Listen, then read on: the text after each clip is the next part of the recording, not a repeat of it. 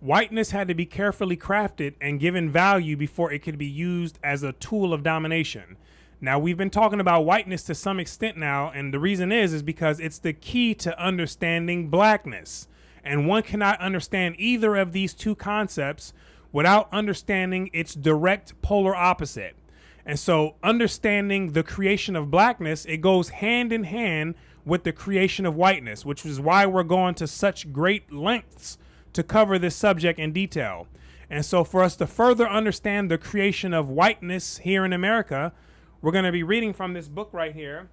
It's called The Birth of a White Nation by Dr. Jacqueline Battalora.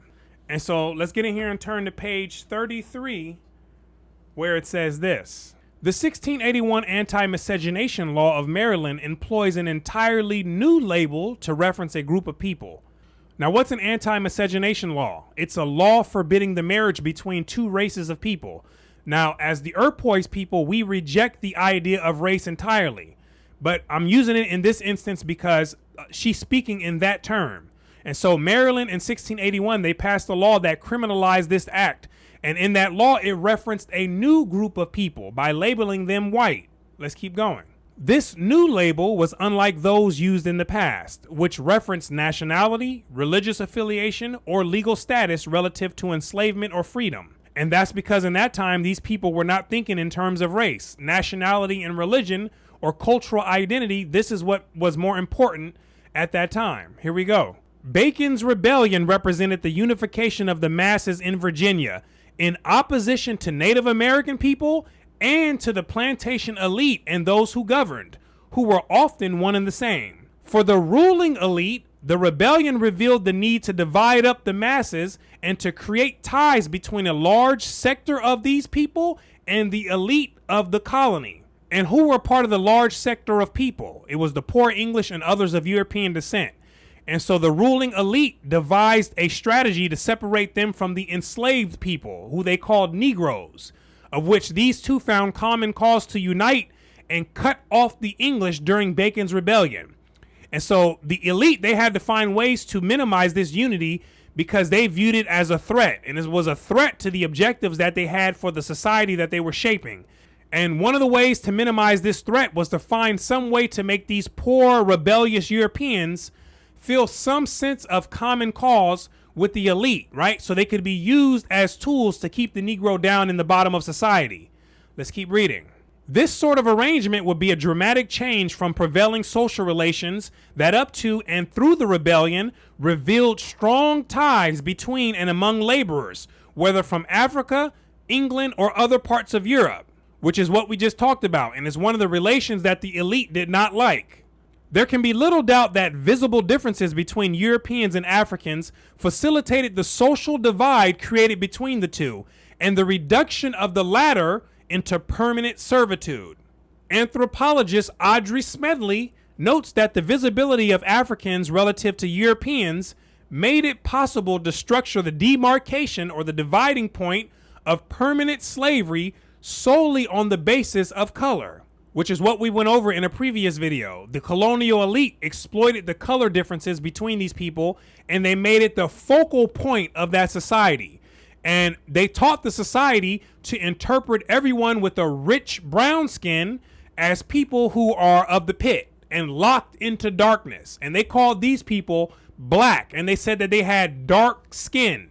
And on the other hand, they taught the society to interpret people with a cream or a ruddy complexion as free people and fully human beings.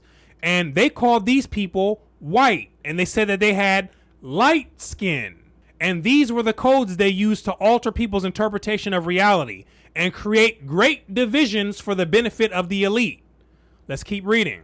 It is critical to an understanding of the invention of white people to recall that, while early colonists saw people who looked dramatically different from them, these differences had little meaning in colonial society until the decades following Bacon's rebellion. Post-rebellion, people of African descent were assigned new meaning as debased and servile, and positioned below and in opposition to English and Europeans in order to accommodate the needs of the planter class. You hear that? After the rebellion, they started going overtime in the debasement of the people with any trace of any African descent. Now, understand, they already had a framework in place by calling them the derogatory name black or Negro. And the only thing that they needed to do was fill in the rest with the other derogatory ideas that they had about those who they called black or Negro. And like Dr. Battalora said, this debasement was supposed to be in opposition to the other Europeans to accommodate the needs of the large plantation owners. Here we go. White, unlike Christian and freeborn, had no previously established firm guidelines and accepted parameters. And what's the opposite of black? It's white. And if black was meant to be debased and servile, then what was white meant to be? Think about it.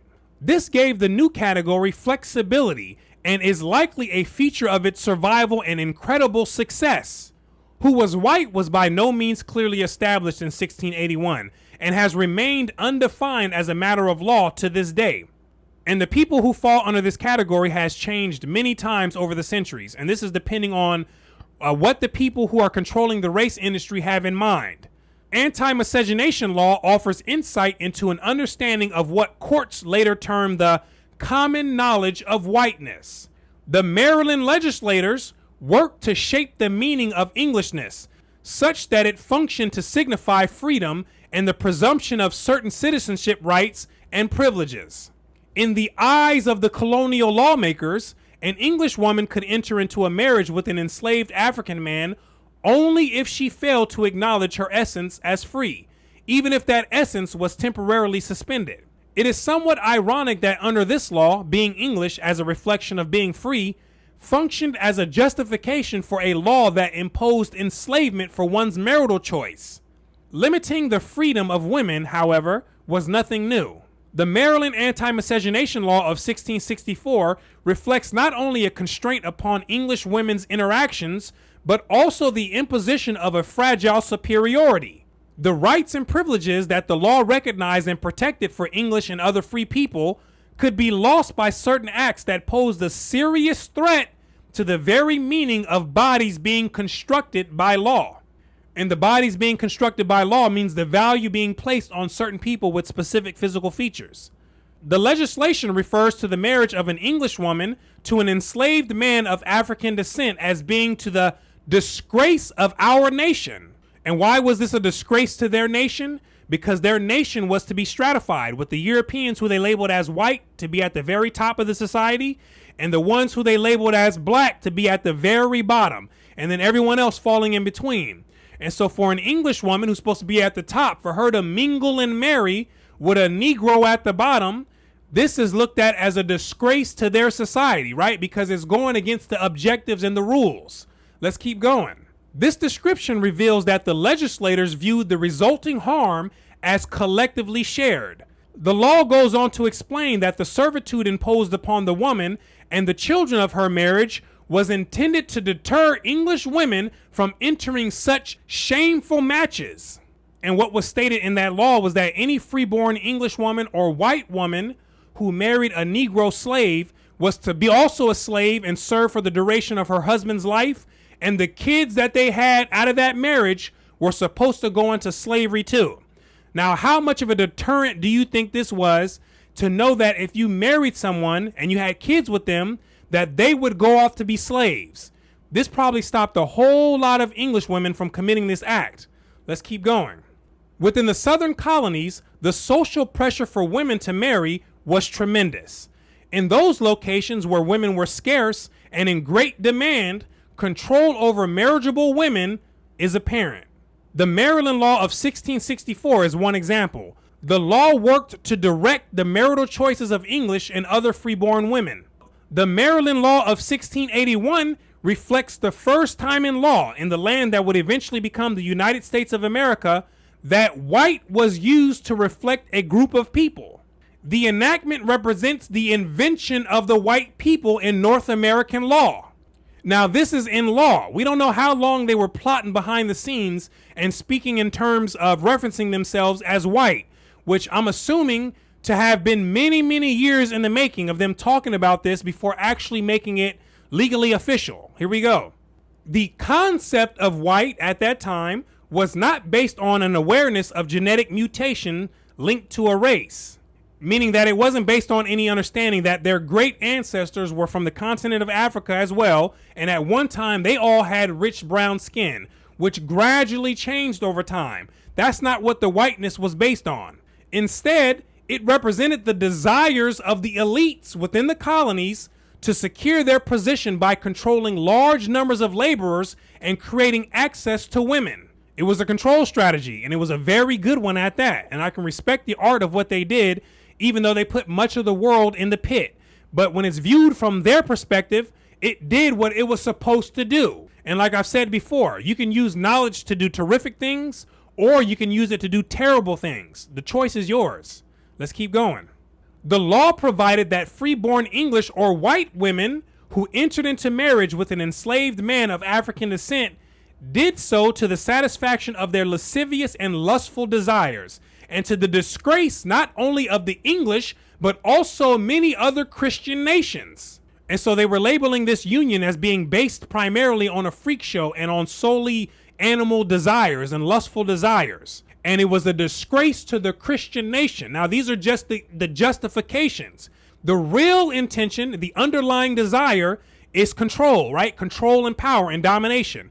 This language reveals important perceptions and reflects persuasive efforts to shape the meaning of a group. These include that a white woman's desire for a man of African descent represented perverted sexuality, while her sexual attraction to male bodies seen as white, such as the English, reflected normalcy.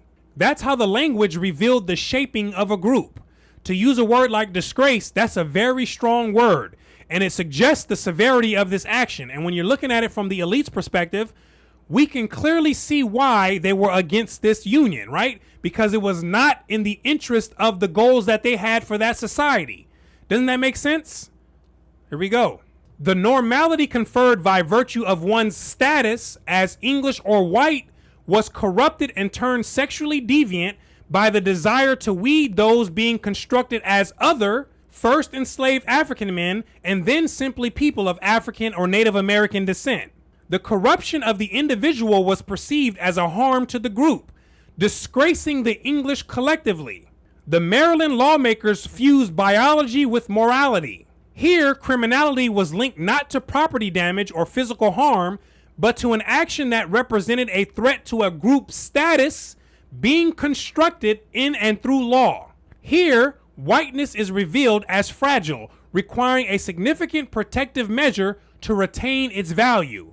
The 1681 enactment of the Maryland lawmakers reveals the initial legal authorization of a label and its package of ideas that worked to create, perpetuate, and institutionalize representations of bodies made different, specifically those made white and those not.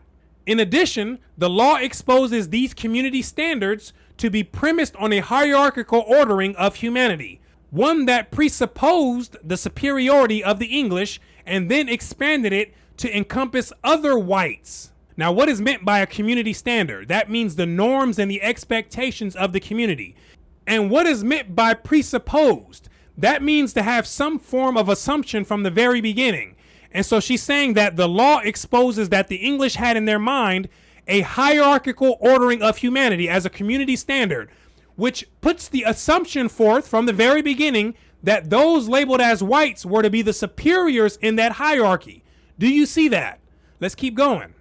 We learn here, too, that whiteness was built upon the idea of English as white and upon the presumption of English as Christian. And what is an idea? It's an image or a picture that's held within the mind. And we hold and we create many ideas all the time within our world of imagination.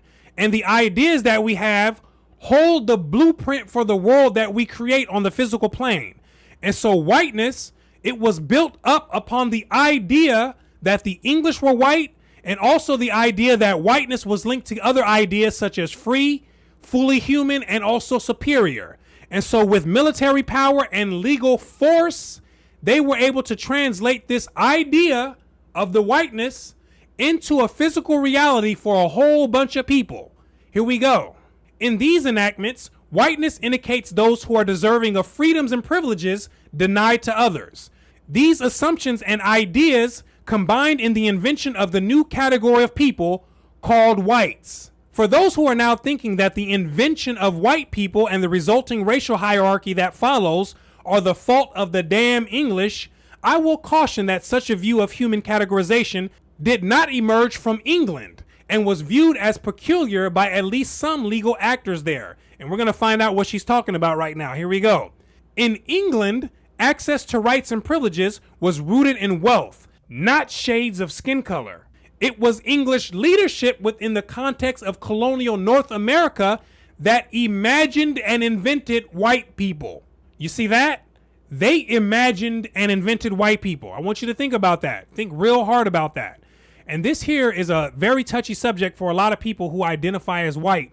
And the reason is because who wants to come to terms with having an identity that was constructed for the sole purpose of dominating people? There's not many people today who want to be attached to that type of history, but that's the truth, right? The truth is that is the reason why it was constructed. And so hopefully this has given you some extra light so you can find your way on the path. I want to thank you for watching all the way into the end. My name is Brooklyn St. Michael, and I'll see you in the free world.